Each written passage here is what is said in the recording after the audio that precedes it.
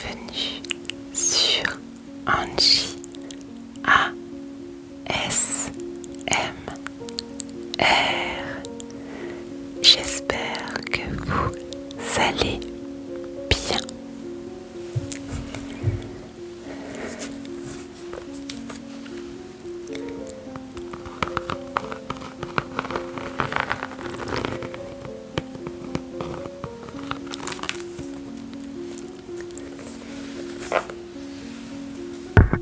Aujourd'hui, je vais vous raconter un souvenir intime que j'ai vécu et qui a mis des années à cicatriser.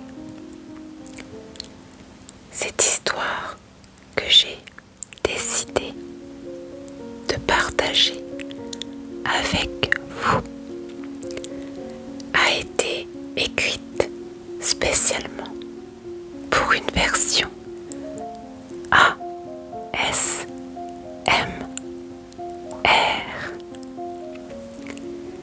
Certains lieux et noms de personnages ont été inventés pour cette histoire, pour ne pas me replonger dans la version exacte de ce que j'ai vécu. Peut-être que certains d'entre vous pourront s'identifier dans cette histoire.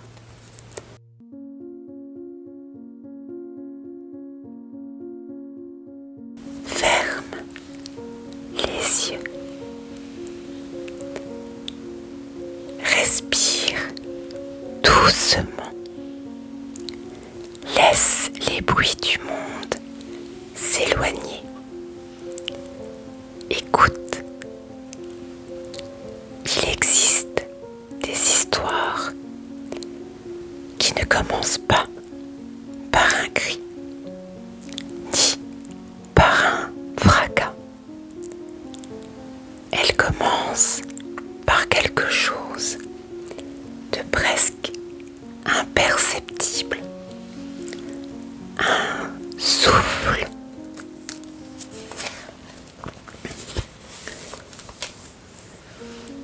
Un murmure. Une sensation étrange qui traverse la nuit sans faire de bruit. Comme si le vent connaissait un secret que personne d'autre n'avait encore découvert. Au début, Elena pensa que ce n'était qu'un rêve, un de ces rêves qui s'effacent dès que la lumière du matin glisse entre les rideaux. Pourtant, chaque nuit, au même moment, toujours à la même heure, elle entendait cette voix, à peine un souffle, si léger qu'elle aurait pu croire que c'était le vent glissant contre la fenêtre. Une voix sans âge, douce, presque tendre. Souviens-toi.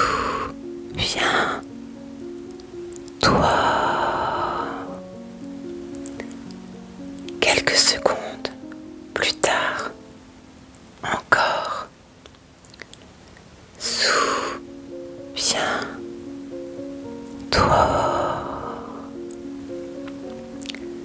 Alors, elle ouvrait les yeux. Brusquement, son cœur battait plus vite que d'habitude. La maison était plongée dans l'obscurité. À côté d'elle, Thomas dormait profondément. Sa respiration était lente, régulière, paisible. Chaque inspiration semblait remplir la chambre d'un calme rassurant. Elena restait immobile. Elle écoutait. Le bois de la maison travaillait doucement. Quelque part, un tuyau chantait sous la pression de l'eau.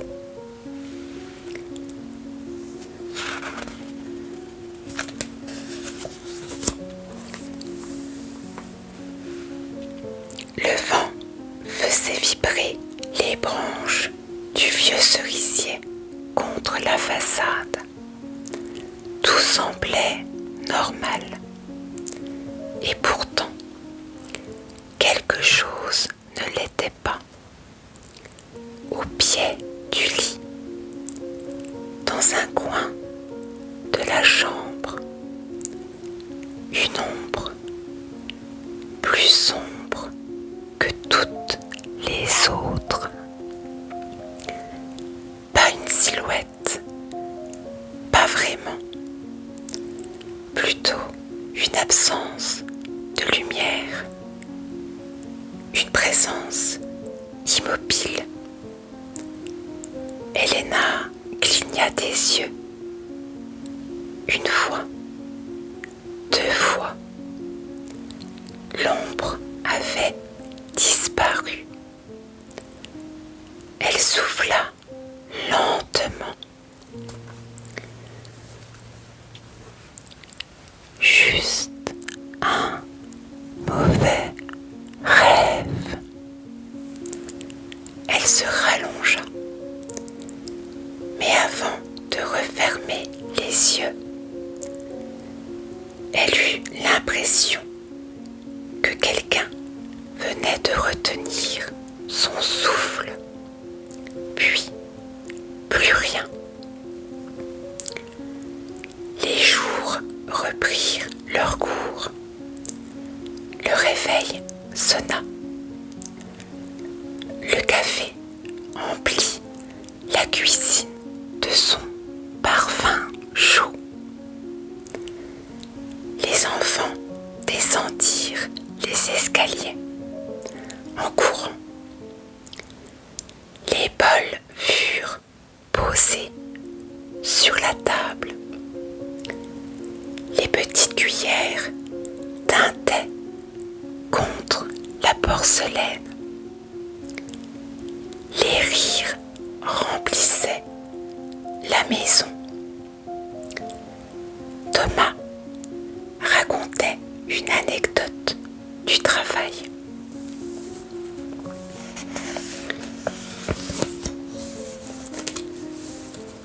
Les enfants se disputaient gentiment la dernière tartine.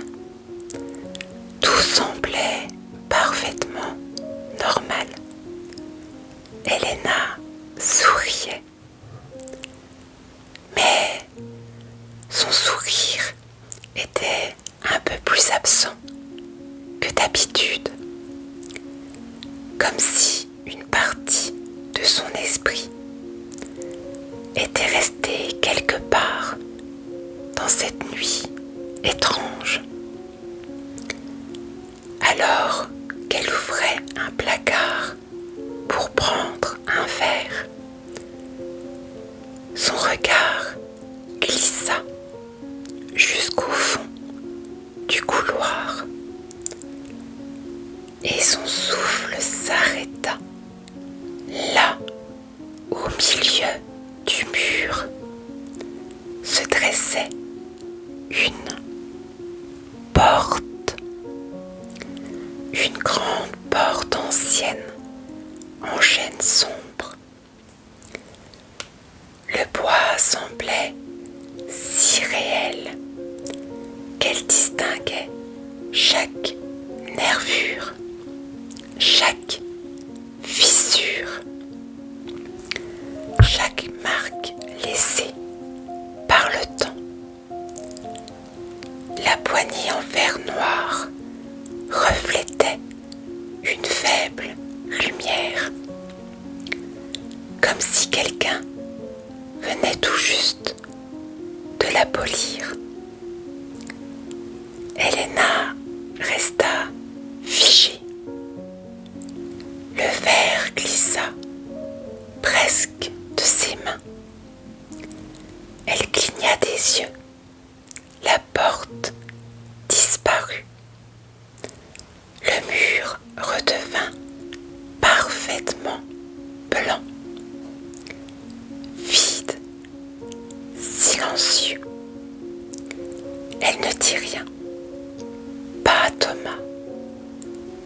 aux enfants.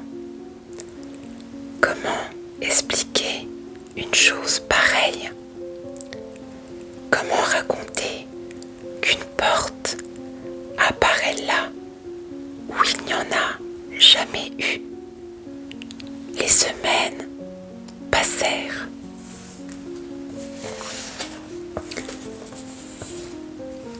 La porte revenait, jamais longtemps, jamais au même endroit, parfois au bout du couloir, parfois dans le reflet d'une vitre. Une autre fois, elle la vit derrière les arbres du jardin, comme si quelqu'un l'avait déposée au milieu de la pelouse, toujours immobile, toujours fermée, toujours silencieuse. Mais chaque apparition s'accompagnait du même murmure. Souviens-toi.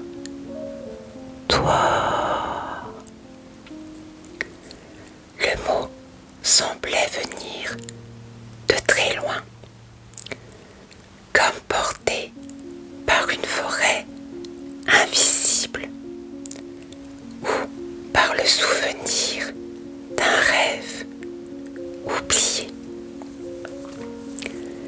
Elena commença à changer, sans vraiment s'en rendre compte. Elle oubliait des choses simples. Elle restait longtemps devant la fenêtre. Une tasse de thé refroidissait entre ses mains.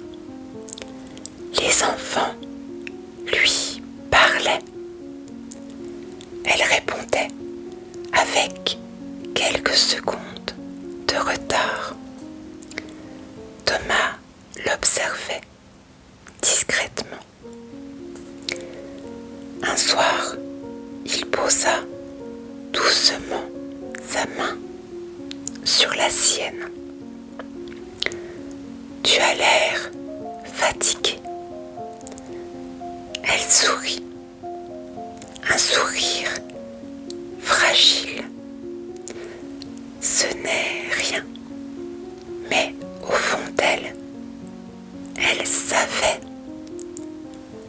Ce n'était pas rien. Quelque chose cherchait à entrer dans sa vie.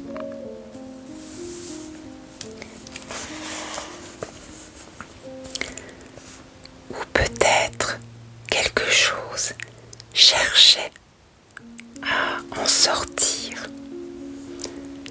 Les nuits devinrent plus étranges.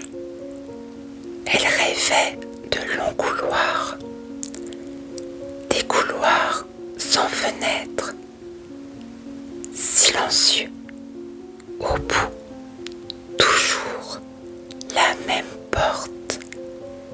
Elle avançait lentement, très lentement. Plus elle s'approchait, plus elle sentait son cœur battre.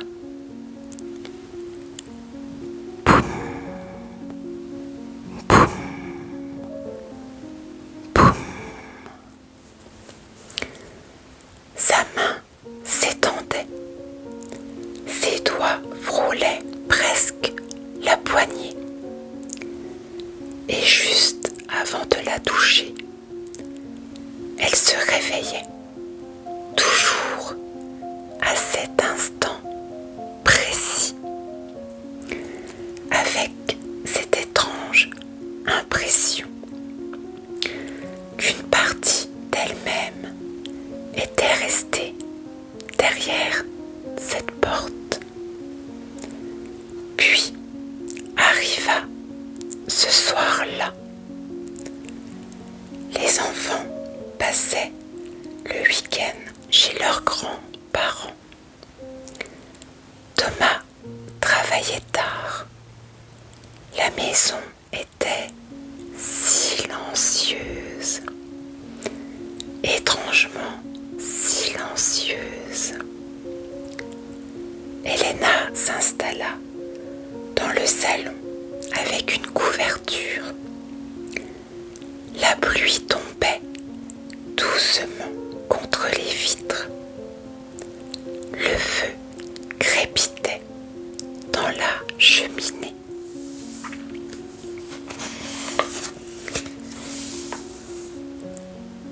Elle ferma les yeux quelques secondes, puis elle sentit une présence, pas menaçante, simplement présente. Elle ouvrit les yeux. La porte était là, au milieu du salon, réelle, immobile. Elle ne disparut pas. Les flammes de la cheminée dansaient sur le bois ancien. La poignée semblait attendre, comme si elle savait qu'après toutes ces années, le moment était enfin arrivé. Elena se leva, un pas, puis un autre. Le tapis étouffait chacun de ses mouvements. Elle respirait lentement, très lentement. Sa main tremblait légèrement. Ses doigts touchèrent enfin le bois. Le contact était froid, étrangement vivant, rugueux, comme un arbre très ancien. Et soudain, le monde bascula. Elle avait 8 ans. L'odeur de l'hôpital envahit l'air.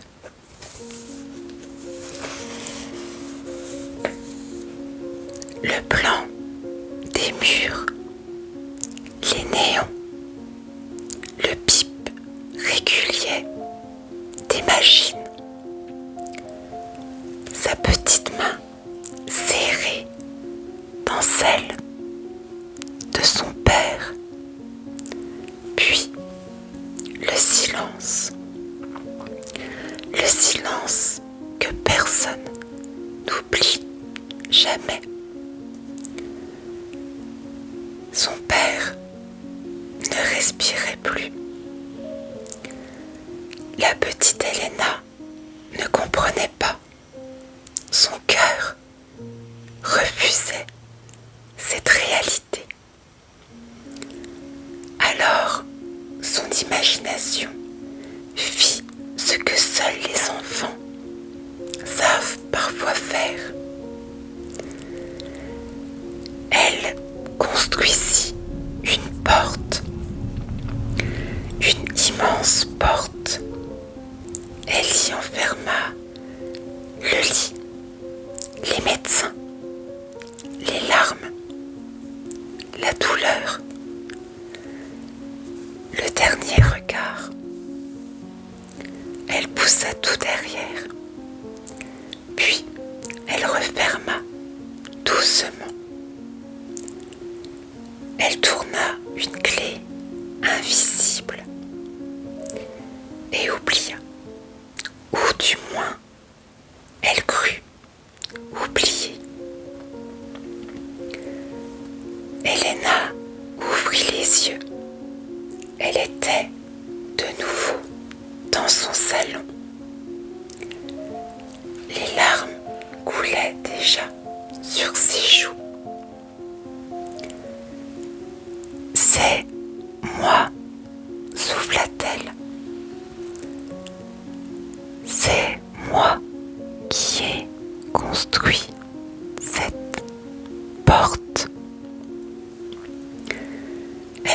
appuya son front contre le bois.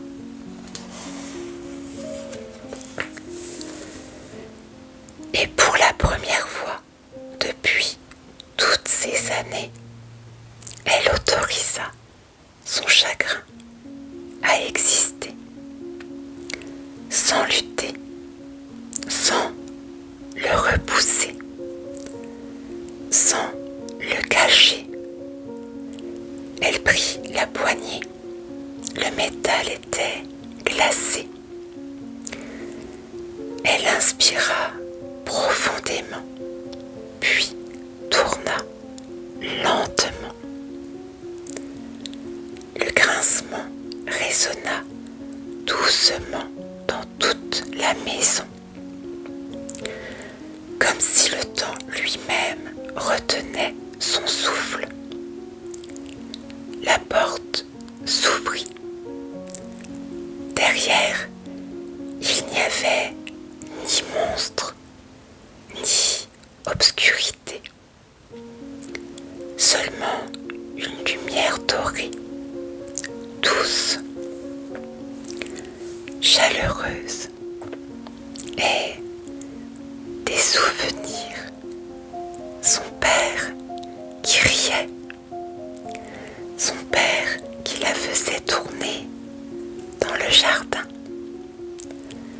le parfum du tabac mêlé à celui des pins, ses grandes mains, sa voix grave, les promenades d'automne,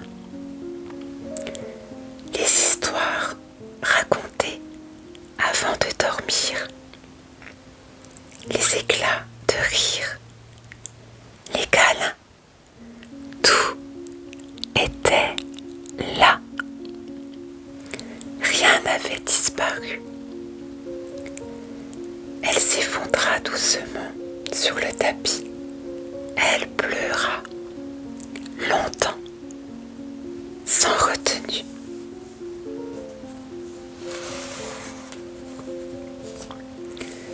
Des larmes lentes, paisibles, comme une pluie d'été. Chaque larme semblait emporter un morceau du poids qu'elle portait depuis l'enfance. Lorsqu'elle entendit enfin la porte d'entrée s'ouvrir, Thomas rentrait. Il trouva Helena assise au sol, les yeux rouges, mais étonnamment sereine. Il ne posa aucune question. Il s'assit simplement près d'elle, puis la prit dans ses bras. Cette fois, elle ne résista pas. Elle se laissa aller contre lui, comme si, enfin, tout son cœur avait retrouvé sa place. Au-dessus de son épaule, elle regarda une dernière fois la vieille porte. Le bois devenait translucide. Les contours se dissolvaient lentement, comme une brume éclairée par le soleil du matin. Puis, elle disparut complètement. Le silence revint. Mais ce n'était plus le même silence. Il n'était plus lourd. Il n'était plus inquiétant. C'était un silence rempli de paix. Le genre de silence que l'on entend après une longue pluie. Celui qui annonce qu'une blessure ancienne vient enfin de commencer à guérir. Et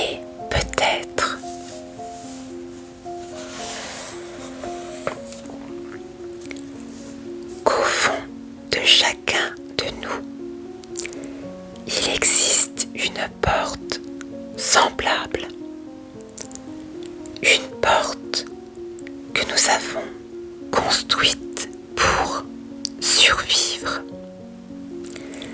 Une porte derrière laquelle reposent des souvenirs que notre cœur n'était pas encore capable de porter. Mais un jour, lorsque nous sommes prêts, la porte revient. Non pour nous faire peur, mais pour nous rendre ce qui nous appartient. Alors, si un murmure venait un soir de souffler doucement, souviens-toi, n'aie pas peur, peut-être qu'il ne vient pas du passé, peut-être qu'il vient de ton cœur.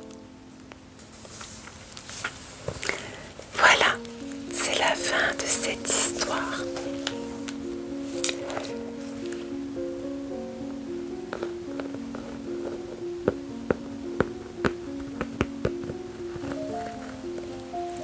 J'espère que vous l'aurez apprécié et que vous aurez pu vous détendre. N'hésitez pas à me laisser des commentaires de vos impressions. J'y répondrai avec grand plaisir. Si vous avez aimé, laissez-moi un petit like. N'oubliez pas de vous abonner pour ne pas manquer mes prochaines vidéos.